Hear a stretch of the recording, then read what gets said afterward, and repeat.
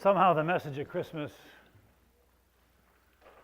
comes alive in the ordinary stuff that we go through every day. This young lady is probably not a lot different than maybe somebody that you know, or maybe you've been there yourself. She's a single parent. She has a child. She lives paycheck to paycheck. Sometimes she lives no paycheck to no paycheck. And some of you know from personal experience, when you come to a time like Christmas and you got no money and you got a kid, it's tough. It's easy to get down on yourself. It's easy to get cynical about life. It's easy to withdraw from those closest to you because Christmas is not the way it's supposed to be and you cannot make it happen the way you want it to. On the other hand, there's the lady at Sunrise, 95 years old. And I did a service there Thursday, and of course, knowing that I was coming, they lined up. And all 12 of them enjoyed it. And this lady, I'm sure she has memories of Christmas around her kitchen table with all the kids and the grandkids and the turkey and the ham and all the good stuff. And so here we sang a few songs, and I had no accompaniment, so it was just me. So you got this minister singing a cappella, a few Christmas carols. And after it's over, she says, "Come here." She has a bony little finger. She may be 95, but she can still go like this. And she says, "Reverend, don't leave." And I said, "Well, why not?" And she said, "Because this is the only Christmas I'm going to have." And I felt so bad. And I'm thinking how ordinary moments and ordinary tasks can sometimes point us to what is spiritual and unordinary. So I'm shoveling the sidewalk here at the church last night and this morning. I'm looking at the guy this morning plowing our driveway. And unfortunately, the last 3 weeks, we've become best friends. I think we've probably surpassed already our snow plowing budget for the year. And things like plugging in the coffee and looking at all the stuff around here, the copier running bulletins and mopping the floors and moving tables. And I think of all the ordinary tasks that you fill every day, things that you do every single day without thinking because they got to be done. And as I'm doing these ordinary tasks and thinking about all that stuff, the phone rings. And Sue is on the other line, and she says, "Don, my dad just died." And then she said, "I know you are." And I said, "Don't you say that word." She was going to say, "I know you're busy." I want to take that word busy and just shove it somewhere. Use it anymore, because we're all busy. We're all busy. And so as I was driving to meet Sue and her family, I was actually thinking about the Bible. And I'm thinking of one of the words in the first lesson for today that we did not read. And it's simple. It says, "Therefore the Lord himself will send you a sign." I thought to myself, that's why we shovel the snow. That's why we pay our bills. That's why we turn on the lights and mop the floors. That's why we do all these daily ordinary tasks. Because when somebody like Sue needs a place to say goodbye to her dad and to laugh and to cry and have moments so they can have a funeral, that's why we do all that we do. So that when she calls, the door is open. We all need signs.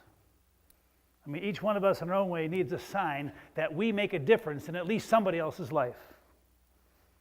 We need a sign that all the ordinary stuff that we do that other people take for granted, we need a sign that it makes a difference to somebody else. And most of us don't get burning bushes, and most of us don't hear God's voice.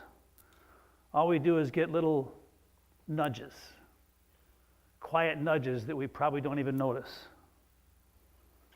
I remember when, a few years ago, Pat asked me, "When did you get the call to be a minister?" And I said, "Pat, when did you get the call to be a plumber?" He said, "Well, when I found out I could make $75 an hour, I got the call to be a plumber." And I've told this story before, that my call, I was shooting baskets in the gym, and I heard a voice. And the voice said, "Go to the gym." And I thought, God said, "Follow him." And so I've screwed up your lives for 42 years because I got it all wrong. But every day, somehow, without even saying a thing, God calls us and nudges us and tells us that it's in the ordinary moments of life that is where I call you and lead you. So keep telling your nieces and nephews that you love them. Keep doing all those ordinary tasks. Don't give up on your kids. There's a single mom out there alone in an apartment with her daughter. There's a 95-year-old lady who's probably going to spend Christmas Day sitting in a wheelchair falling asleep in the hallway. But you see, life is a sign. Life is a sign that we are called to make a difference. Have you ever taken time, like maybe you are now, you're just sitting in silence and you're maybe thinking about some people in your life, and sometimes, do you ever think about people in your past and you kind of wonder whatever happened to them and where they've gone? You know, I remember Robert, and I've talked about Robert on and off over the years. Robert is from St. Coletta's, and he was 19 years old when I first met him, developmentally disabled. When they called me and asked me if I would run the marathon with him, I said, I'll limp it with him, and walk it with him, jog it with him, I'll do my best, and we did. And from that day on, we spent holidays together. He would come to the church. He was part of our family.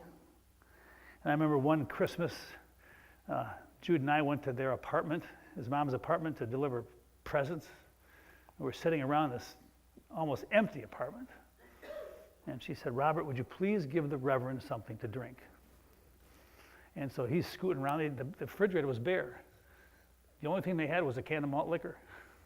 And that's what I had for Christmas morning at 9:30 in the morning, a can of malt liquor, and I'm not complaining. Believe me, I'm not complaining.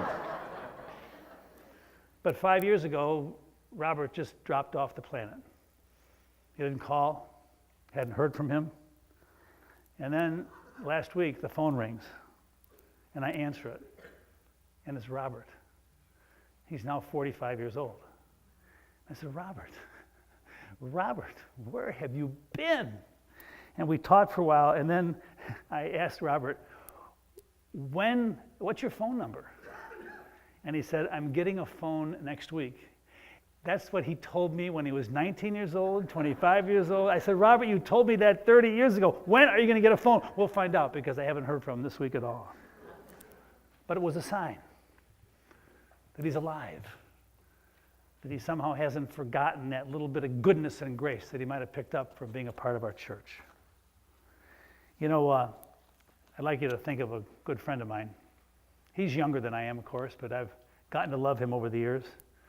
And he's going to end up spending Christmas in a rehab center. And one of my buddies, I was telling him about it, and he said, well, that's a heck of a way to spend Christmas. And I said, guess what? For him, that rehab center, that's exactly for him where Jesus is going to be born. And I said, there in that rehab center, exactly where the gift of unconditional love is going to be given. And I thought of those words, the Lord will give you a sign. And I realized more and more there's signs all over the place. Me and you, we just got to be humble and gracious enough to notice them and accept them. Amen. Our creed's on page 105. If you're able to, please rise.